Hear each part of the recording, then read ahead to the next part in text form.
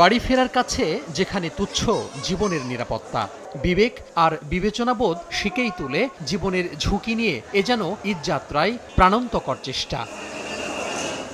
ঈদযাত্রার শেষ দিন ভোর থেকেই ভেঙে পড়ে ট্রেনের শৃঙ্খলা। এদিন উত্তরবঙ্গের সবকটি ট্রেনেই ছিল ছাদ ভর্তি মানুষ। ঘরমুখী বেপরোয়া যাত্রীদের ছাদে ভ্রমণ ঠেকাতে রোববার আরএনবি কিংবা রেল পুলিশের তৎপরতা দেখা যায়নি।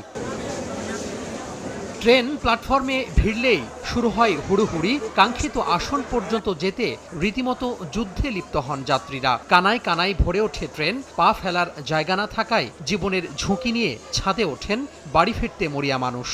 এত রিস্ক নিলে আর কি করবো ভাই, যেতে হবে, ঝুঁকি নিতে হবে, কারণ রিস্ক নিয়ে উঠতে হবে, তাছাড়া যাওয়ার উপায় নেই। বাসের টিকিটের দাম বেশি, এই কারণে আর কি গাড়িতে যেতেছি ছাদে।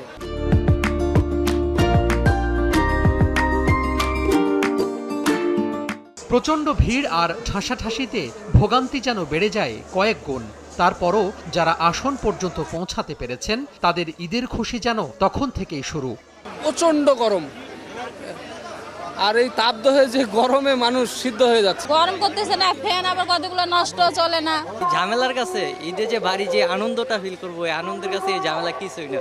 এবারের ঈদযাত্রা সফল দাবি করে রেল বলছে শত চেষ্টা করেও ছাদে ভ্রমণ ঠেকানো যায়নি। অতিরিক্ত গরমের কারণে অনেক যাত্রী ট্রেনের ভিতরে না উঠে ইচ্ছে করে ছাদের উপরে উঠে যায়, এবং আমরা নামানোর চেষ্টা করলেও সবাইকে নামানো শতভাগ নামানো আমাদের সম্ভব হয়নি, কারণ কেউ নামে না। এদিকে দক্ষিণবঙ্গগামী যাত্রী চাপে মুখর ছিল সদরঘাট। পন্টুন থেকে লঞ্চের ডেক সবখানেই যাত্রীদের ভিড়। বেতোয়া, চরফ্যাশন, কালায়া, মুলাদি সহ দক্ষিণাঞ্চলের নির্দিষ্ট গন্তব্যে ছেড়ে যায় ছোট বড় লঞ্চ। সবার সাথে মিলেমিশে আনন্দ করে ঈদ করব, তার জন্য কষ্টের ভিতরে ঈদ সবার সাথে ঈদ করবে, এটাই তো আনন্দ। এদিকে ঈদযাত্রার শেষ দিনে সড়ক পথেও যাত্রীদের চাপ ছিল চোখে পড়ার মতো। মহাখালী বাস টার্মিনালে ছিল উপচে পড়া ভিড়। তোহা খান তামিম, সময় সংবাদ, ঢাকা।